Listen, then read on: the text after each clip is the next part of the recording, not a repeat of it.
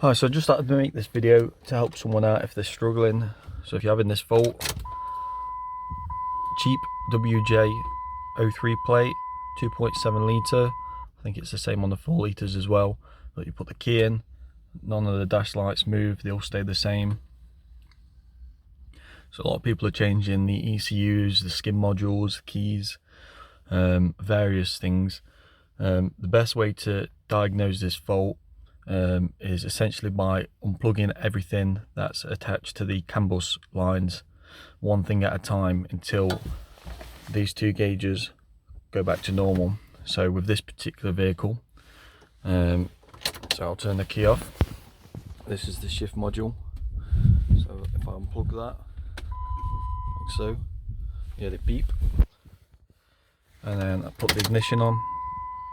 So the gauges go back to normal, so the fault lies within this unit here.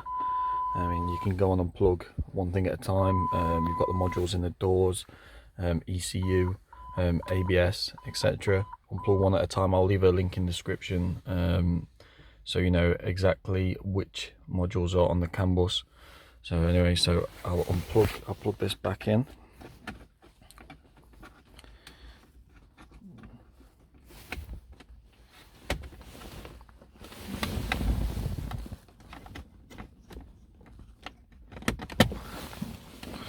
And now it should start and stay running as well.